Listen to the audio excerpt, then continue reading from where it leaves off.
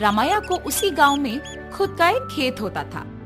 उस खेत में वो फसल उगाता था और उससे आए हुए पैसों से अपना घर चलाता था।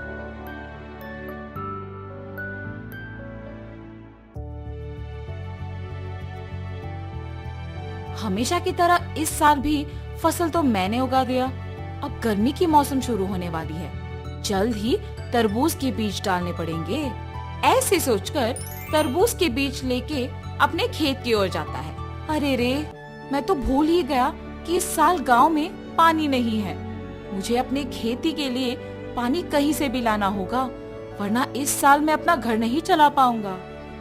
ऐसे अपने आप में सोचते हुए दुखी होता है। इतने में उसके पड़ोसी खेत का मालिक विश्वनाथ रामैया को देख उसके पास आता है। अरे रामैया, इतना क्या सोच रहे हो कि मेरा आना भी देखा नहीं तुमने?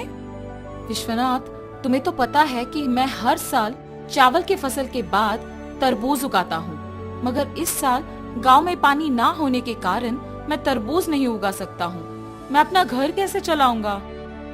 क्या तुम पानी के बारे में इतना सोच रहे हो? उसमें क्या है, इस सारे गांव में सिर्फ मेरे ही खेत में तो मोटर है। मेरे मोटर का उपयोग करके तुम हमेशा की तरह अपने खेत में तरबूज उगाओ। मैं तुम्हारा एहसान कभी नहीं भूल सकता हूँ। ऐसे कहकर उसके खेत में मौजूद मोटर के सहायता से पानी का उपयोग करके तरबूज उगाता है। कुछ ही महीनों में उसके खेत में तरबूज अच्छे उगते देख बहुत खुश होता है। हर साल से ज्यादा तो इस साल तरबूज उगे हैं, इनको बेचूंगा तो बहुत सारे पैसे मिलेंगे। ऐसे सोचकर सारे तरबूजों को बेचने दुकान जाता है। वहाँ दुकानदार तरबूजों को लेके पैसे देता है। ये सब उसी दुकान के पास मौजूद विश्वनाथ देखता है। रामैया को तरबूज की फसल उगा के बहुत सारे पैसे मिले हैं। मेरे पानी देने के वजह से ही ये उसके लिए मुमकिन हुआ है, इसीलिए आए हुए पैसों में आधा हिस्सा मुझे मिलना चाहिए। इसके बारे में मुझे रामैया से पूछना होगा। रामैया, मेरे पानी देने के वजह से ही तो तुम इतने तरबूजों को उगा सके हो। हाँ, आपने सच ही कहा है। उस दिन आपने अगर पानी नहीं दिया होता तो आज मेरे हाथों में पैसे नहीं होते। अगर मैं तुम्हें पानी नहीं देता तो तुम्हारे पास आज पैसे नहीं होते ना। मतलब तुम्हारे हाथ में जो पैसे हैं उसमें आधा हिस्सा मुझे मिलना चाहिए ना। ठीक है जी, आपको सिर्फ इन पैसों में आधा हिस्सा चाहिए ना। लीजिए, आप ही की वजह से तो ये मेरे पास आए हैं। ऐसे खुशी से पैसे देता है। मैंने सोचा कि तुम पैसे नहीं दोगे, लेकिन तुमने मेरा एहसान वाकई चुका दिया। मेरे पूछने पर बिना सोचे तुमने पैसे बस दे दिया। तुम अगर ऐसे ही रहोगे तो तुम्हारी अच्छाई ही तुम्हें नष्ट कर देगी। ऐसे कहकर पैसे लेके वहाँ से चले जाता है। अब मेरे पास कुछ ही पैसे बचे हैं, इनके साथ मुझे कोई व्यापार शुरू करना होगा, मगर कौन सा? ऐसे सोचते रहता है। इतने में ही बगल में उसे एक आदमी कटे हुए तरबूज एक बंडी पे बेचते हुए नजर आता है। प्यास लग रहा है, एक तरबूज का टुकड़ा खाऊंगा। उस तरबूज वाले के पास जाता है और पूछता है, बाबू, एक तरबूज का टुकड़ा मिलेगा? जी हाँ। एक तरबूज का टुकड़ा कितने का है? सिर्फ 5 रुपए है जी। एक तरबूज का टुकड़ा 5 रुपए का है? एक पूरा तरबूज तो बहुत कम पैसों में मिल जाएगा। मैं मेरे पास के सारे पैसों से तरबूज खरीदूंगा और उन्हें ऐसे टुकड़े बना के बेचूंगा। ऐसे मुझे बहुत पैसे मिलेंगे।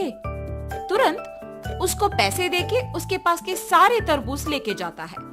उन तरबूजों को एक बंडी के ऊपर रख के उन्हें अच्छे टुकड़ों में काट के बेचने लगता है। ऐसे उसका व्यापार बहुत अच्छा चलता है। हर रोज की तरह एक दिन वो जब तरबूज बेच रहा था, आप सबको पता है कि इस गांव में कुछ दिनों से चोरी हो रही है। जो भी इन चोरों को पकड़ के जमींदार जी के हवाले करेगा, उनको जमींदार जी अभिनंदन करके तोहफा देंगे। उस विज्ञापन को रामैया सुनता है। उस दिन दोपहर को 4 आदमी उसके पास आते हैं। बाबू, हमें 4 तरबूज के टुकड़े दो ना। बाबू, आपको इस गांव में मैं कभी नहीं देखा। गांव में नए आए हो क्या? हाँ जी। किसके घर में रह रहे हो बाबू? पास में जान पहचान के लोग हैं तो उन्हीं के घर में है। इतने में रमैया को सुबह का विज्ञापन याद आता है। वो लोग भी हिचकिचाते हुए उसको पैसे देके जल्दबाजी में वहाँ से निकल जाते हैं। मुझे इन लोगों को देख के लग रहा है कि यही वो चोर हो सकते हैं। इनका पीछा करूंगा तो सच पता चल जाएगा, मेरा शक भी चला जाएगा। ये फैसला करके उनका पीछा करता है। उन लोगों को एक घर में घुसते हुए देखता है। खिड़की में से उन लोगों को देखते रहता है। हम लोगों पे शक आए इससे पहले हमें जमींदार के घर में चोरी करके इस गांव से बाहर निकलना होगा। मेरे सोच के अनुसार ये लोग तो चोर ही निकले हैं। तुरंत मुझे ये जमींदार को बताना होगा, वरना आज जो चोरी होगा उसका कारण तो मैं ही बन जाऊंगा। तुरंत वो वहाँ से जमींदार के पास जाता है।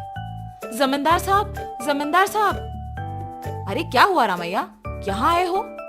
इस गांव में हो रही चोरियों के पीछे जो लोग हैं वो मुझे पता है, यही बताने आपके पास आया हूँ मैं। इतना ही नहीं, मैं उन्हें ये कहते हुए सुना कि वो आज आपके घर में चोरी करने वाले हैं, इसीलिए तुरंत आपके पास आया हूँ। ऐसे सब कुछ जमींदार को बताता है। क्या तुम्हें पता है कि वो लोग कहाँ हैं? जी साहब, पता है। सेवकों, तुम लोग अब रामैया के साथ जाके उन चोरों को पकड़ के मेरे पास लाओ। जी प्रभु। जमींदार के आज्ञा के अनुसार सेवक उन चोरों के घर जाके उनको पकड़ के जमींदार के पास लेके आते हैं। उन चोरों को पकड़ने के लिए गांव वालों के सामने रमैया का अभिनंदन किया जाता है और जमींदार उनके वचन के अनुसार उनके जायदाद में एक हिस्सा उसको देते हैं। तुम्हारे अच्छाई की वजह से ही तुम उनके जायदाद में एक हिस्सा पाए हो।